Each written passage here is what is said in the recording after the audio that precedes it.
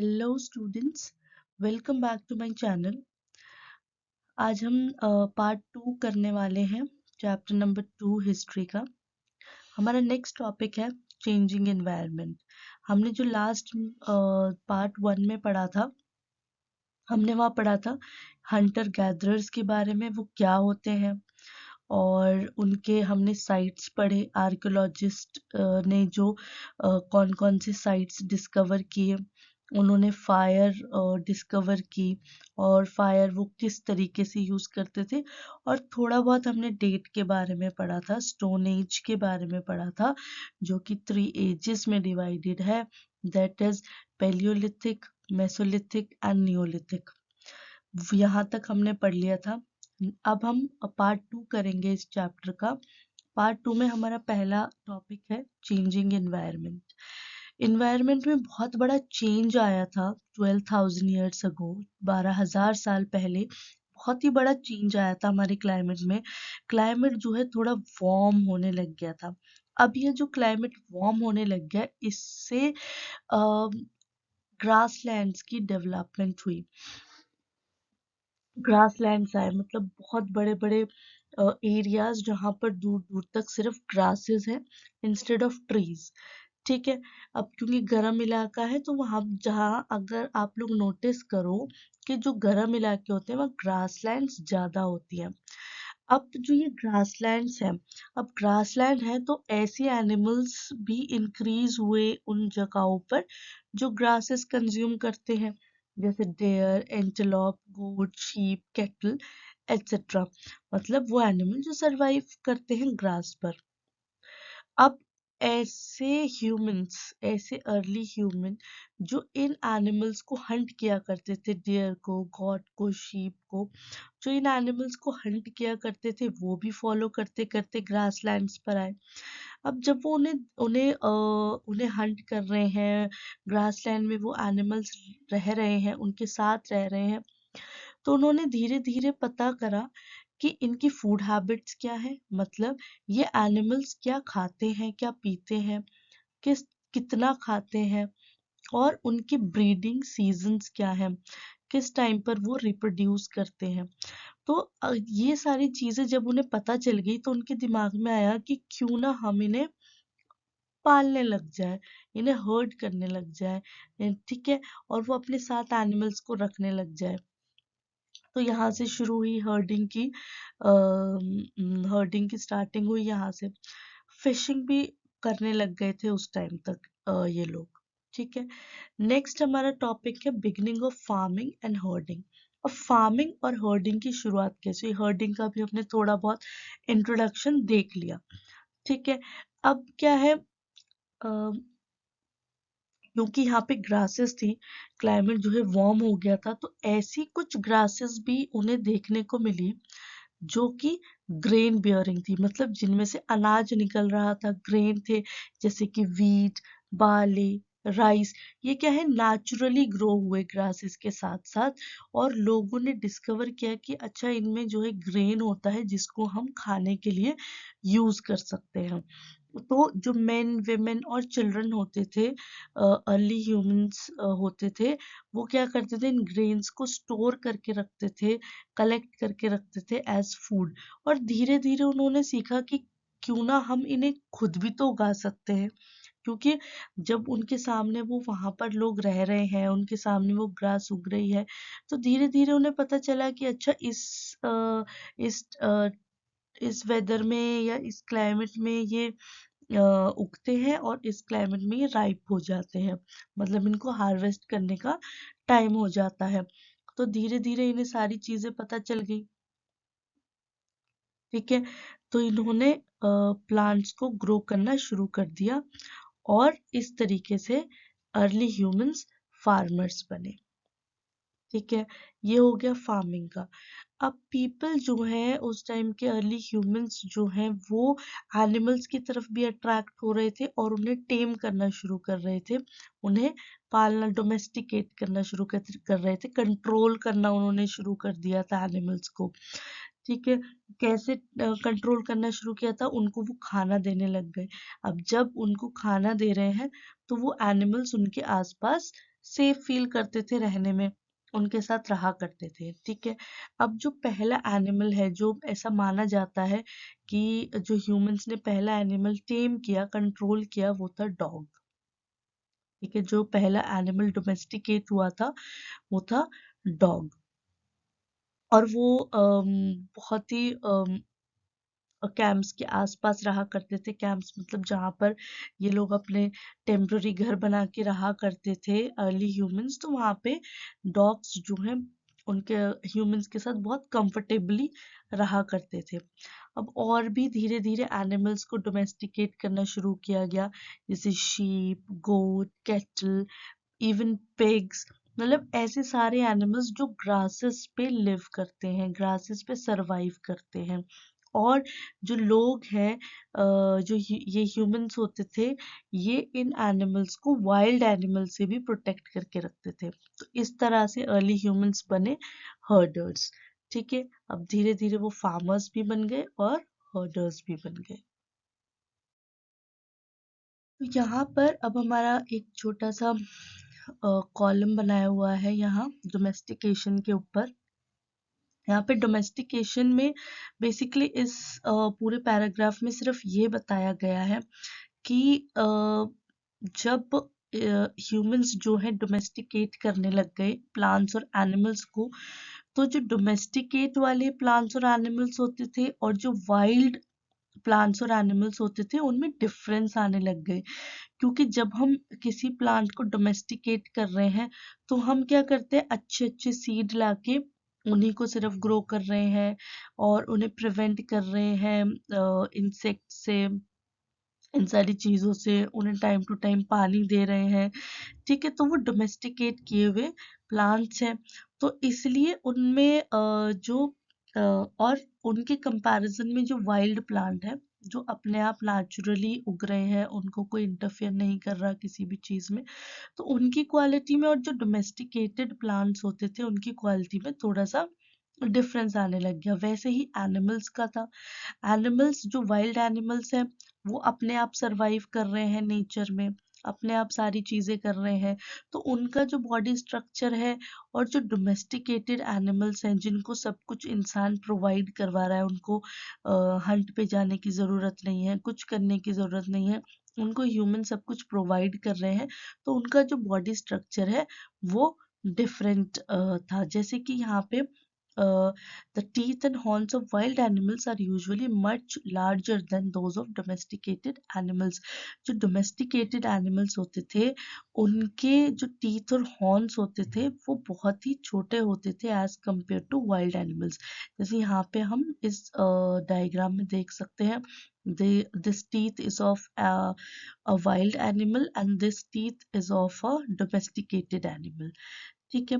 अब ये जो डोमेस्टिकेशन है, ये ऐसे नहीं हुआ कि एकदम आज हम डोमेस्टिकेट नहीं कर रहे हैं और नेक्स्ट डे से हम अचानक से डोमेस्टिकेशन स्टार्ट हो गया। ये ग्रेजुअल प्रोसेस है, एक स्लो प्रोसेस है, जो जिसको बहुत साल लगे।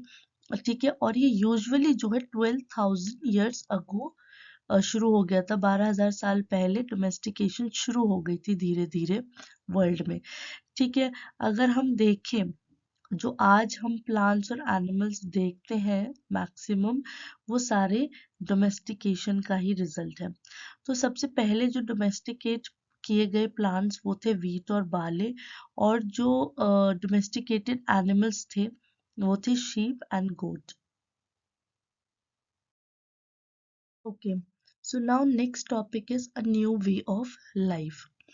अभी तक क्या है, जो अर्ली ह्यूमंस हैं वो एक जगह परमानेंटली सेटल होके नहीं रह रहे हैं, वो मूव करते रहते हैं। ठीक है। अब देखो, जब हम कोई सीड जो है, अभी हमने पहले पढ़ा कि अब जो है अर्ली ह्यूमंस फार्मर्स बनने लग गए थे, मतलब अपना फूड खुद ग्रो करने लग गए थे। अब जब हम कोई भी फूड ग्रो कर रहे हैं, कोई भी सीड ग्रो कर रहे हैं, तो उसको ग्रो करने में टाइम लगेगा। It will take many days, several days, or it may take several weeks or months, or in rare cases, it can take many years to grow. ठीक है, उसको काफी टाइम लगता है सीड को ग्रो करने में। तो अब क्या है, लोग जो है क्योंकि अब वो प्लांट्स ग्रो करने लग गए थे, इसका मतलब है उन्हें वहां पर उसका वेट करना पड़ेगा। वेट करना पड़ेगा मतलब वहां सेटल होना पड़ेगा उसके लिए, है ना। उस सीड्स को डेली वाटर भी देना है, उसकी वीडिंग भी करनी है। ठीक है, वहां पे अगर कुछ अनवांटेड एनिमल्स आ रहे हैं, बर्ड्स आ रहे हैं सीड को खाने के लिए, उनको भी ड्राइव अवे करना है। तो जब तक ग्रेन्स का ध्यान रखना है जब तक वो राइप नहीं हो जाते। तो मतलब अगर ह्यूमंस कोई भी चीज को ग्रो कर रहे हैं तो वहां पर उन्हें सेटल होना पड़ेगा, राइट। तो यहाँ पे हम बोल सकते हैं कि अब उन्होंने एक जगह पे सेटल होना स्टार्ट कर दिया था धीरे धीरे। ठीक है, अब वो अगर वो ग्रेन्स उगा रहे हैं तो उसको स्टोर करने करके रखना भी आना चाहिए उन्हें। तो उन्होंने बहुत तरीके स्टार्ट कर दिए उनको स्टोर करने के। ठीक है, जैसे कि उन्होंने शुरू कर दिया क्ले पॉट्स बनाना, बास्केट्स बनाना, या फिर ग्राउंड में पिट्स डिग करके उसके अंदर भी वो लोग ग्रेन स्टोर किया करते थे। अब ग्रेन तो स्टोर हो रहा है, एनिमल्स भी स्टोर किया करते थे, मतलब ऑफ कोर्स एनिमल को भी डोमेस्टिकेट किया जाता था, क्योंकि एक तो दे रिप्रोड्यूस, वो नेचुरली ही मल्टीप्लाई हो जाते हैं, उन्हें ऑफ कोर्स उगाना नहीं पड़ता प्लांट्स की तरह, ये लोग नेचुरली मल्टीप्लाई हो जाते हैं। दूसरा, अगर उन्हें ध्यान से रखा जाए एनिमल्स को, तो मिल्क भी प्रोवाइड होगा उनसे। ठीक है, मतलब as a source of food वो यूज हो रहा है बाय ह्यूमंस। उनसे मिल्क मिल सकता है, मीट मिल सकता है जब हम चाहें। तो इसलिए एनिमल्स भी फूड का एक भंडार था। ठीक है, अब है फर्स्ट जो फार्मर्स रहे या फर्स्ट जो हर्डर्स रहे, धीरे धीरे शुरू हुआ, कभी ऐसा नहीं है पूरे इंडिया में एक साथ स्टार्ट हो गया फार्मिंग एंड हर्डिंग, धीरे धीरे स्टार्ट हुआ। तो जो कुछ पहली जगह है वो कहाँ पर है, अ, हम मैप टू में, जो हम पहले पार्ट वन में मैप टू डिस्कस कर चुके हैं, उस मैप में साइट्स दिए हुए हैं जहाँ पर फर्स्ट फार्मर्स और हर्डर्स देखने को मिले आर्कियोलॉजिस्ट को। तो उनमें से जो इम्पोर्टेंट है वो है, एक तो नॉर्थ वेस्ट में, और कश्मीर में, ईस्ट में, और साउथ इंडिया में। ठीक है, अब जो आर्कियोलॉजिस्ट को कुछ चीजें मिली हैं, जैसे कि प्लांट्स, एनिमल बोन्स, इन साइट पे ये चीजें मिली है। ठीक है, और एक बहुत ही एक्साइटिंग फाइंड मिला है आर्कियोलॉजिस्ट को, वो था बर्न्ट ग्रेन, मतलब ऐसे ग्रेन्स जो जले हुए थे। ठीक है, हो सकता है वो एक्सीडेंटली जल गए हों या किसी ने जलाए हों, अब ये तो हमें नहीं पता, लेकिन जले हुए ग्रेन जरूर मिले हैं वहां पर। तो उससे हमें पता चला कि अच्छा, यहाँ पे लोग फार्मिंग भी किया करते थे। ठीक है, और अलग अलग एनिमल्स के बोन्स भी यहाँ इन साइट्स पे मिले हैं। नेक्स्ट टॉपिक है हमारा टुवर्ड्स अ सेटल्ड लाइफ। तो हमने देखा जो अर्ली ह्यूमंस थे, वो पहले हंटर गैदरर्स थे, एक जगह से दूसरी जगह मूव होते रहते थे। अब क्योंकि उन्होंने प्लांट एनिमल्स को डोमेस्टिकेट करना शुरू कर दिया है और फार्मिंग करनी शुरू कर दी है, तो अब उन्होंने सेटल होना शुरू कर दिया है एक जगह पर परमानेंटली। तो बहुत सारे ऐसे साइट्स मिले हैं आर्कियोलॉजिस्ट्स को, जहाँ पर उन्हें पिट हाउसेस मिले हैं, बेसिकली बुर्ज़ोहोम कश्मीर में। वैसे बहुत सारी साइट्स पे अलग अलग जगहों पर उन्हें हाउसेस मिले हैं अलग अलग टाइप के, बट जो इम्पोर्टेंट साइट मानी जाती है इन सारी साइट्स में से, वो कश्मीर में है, जो कि पुरज़ोहोम नाम से एक जगह है वहां पर। तो वहां पर क्या है, ग्राउंड में पिट हाउसेस मिले हैं। पिट हाउसेस मतलब जो अंडरग्राउंड हाउसेस है इस तरीके के। ये बुर्ज़ोहोम का ही एक साइट है, जो आर्कियोलॉजिस्ट को मिला। इस तरीके के घर रहा करते थे। ठीक है, अब ऐसे घर रहा करते थे, और खाना बनाने के जो कुकिंग हर्ट्स होते थे, वो भी अंदर की तरफ भी पाए गए हैं, इंडोर में भी पाए गए हैं, आउटडोर में भी पाए गए हैं। मे बी वो इंडोर आउटडोर वेदर के हिसाब से यूज किया करते थे कि इंडोर यूज करना है या आउटडोर यूज करना है। ठीक है, और बहुत सारे स्टोन टूल्स भी मिले हैं। अब ये जो स्टोन टूल्स यहाँ पर मिले हैं, न्यू स्टोन टूल्स जो यहाँ पर मिले, ये वाले, ये क्या है, ये पैलियोलिथिक स्टोन टूल से काफी एडवांस थे। ठीक है, पॉलिश्ड थे, अच्छी एज थी इनकी, फाइन एज थी। मॉर्टल पेस्टल्स थे जो हम आज भी यूज करते हैं, मॉर्टल पेस्टल्स ग्राइंड करने के लिए। तो उस टाइम पे ये लोग ऐसे टूल्स, ग्रेन को ग्राइंड करने के लिए या प्लांट को बाग करने के लिए ऐसी चीजों में यूज किया करते थे, 1000 of years अगो। ठीक है, और आज भी हम मॉर्टल एंड पेस्टल्स तो आज भी हम यूज करते हैं, जिसे हम सिलबट्टा बोलते हैं। ठीक है, तो क्योंकि ये जो ये वाले जो टूल्स थे, ये पैलियोलिथिक टूल से बहुत ज़्यादा एडवांस थे, मतलब ज़्यादा पॉलिश थे, शार्प थे, तो इनको क्या है, इनको नया नाम दिया गया, दैट इज नियोलिथिक। ठीक है, सो दैट्स इट। इस चैप्टर में हमने पैलियोलिथिक एज के बारे में सिर्फ पढ़ा है। ठीक है, तो हमने यहाँ पर इस चैप्टर में ये देखा कि जो अर्ली ह्यूमंस थे वो हंटर गैदरर से सेटल्ड लाइफ पर कैसे आए। कैसे आए, पहले उन्होंने एनिमल्स को डोमेस्टिकेट करना शुरू किया। कैसे डोमेस्टिकेट करना शुरू किया, क्योंकि वो एनिमल्स को फॉलो करते थे, जहाँ एनिमल्स जाते थे उनके पीछे पीछे वो जाया करते थे, क्योंकि उन्हें हंट करना होता था एनिमल्स को। ठीक है, अब जब एनिमल्स को, जब वो ऑब्जर्व कर रहे हैं, इतने टाइम से ऑब्जर्व कर रहे हैं, तो वो देख रहे हैं उनका रहने सहने का तरीका, वो क्या खाते हैं, क्या पीते हैं, और उनकी पूरी लाइफ साइकिल वो ऑब्जर्व कर रहे हैं। तो उन्होंने सोचा क्यों ना हम इन्हें डोमेस्टिकेट कर लें, ये हमारे काम भी आ जाएंगे। मिल्क के काम आने लग गए, और मीट के लिए काम आने लग गए, तो इसलिए। ठीक है, और ऐसे धीरे धीरे फिर उन्होंने देखा अब ग्रास लैंड में वो रह रहे हैं ऐसे एनिमल्स के साथ, तो उन्होंने वाइल्ड ग्रासेस कुछ देखी, जिनमें से ग्रेन निकलने लग गए, जो कि वो एज अ फूड यूज कर रहे हैं। फिर उन्होंने सोचा कि क्यों ना हम वाइल्ड प्रोडक्शन पे क्यों डिपेंड है, क्यों ना हम खुद अपना प्रोडक्शन करें, हम खुद अपनी फार्मिंग करें। अब अगर एक इंसान किसी जगह पर फार्मिंग कर रहा है, तो उसे वहां पर वेट करना पड़ेगा, वहां रहना पड़ेगा। तो धीरे धीरे उन्होंने वहीं पर घर बनाने शुरू कर दिए। अब उन्हें एक जगह से दूसरी जगह घूमने की जरूरत ही नहीं है, क्योंकि पहले वो क्यों घूमते थे एक जगह से दूसरी जगह, क्योंकि उन्हें प्रोडक्शन नहीं आती थी, उन्हें फार्मिंग नहीं आती थी, उन्हें खाना उगाना नहीं आता था। अब वो सीख चुके हैं खाना बनाना। ठीक है, अब खाना बनाना एज इन खाना प्रोड्यूस करना।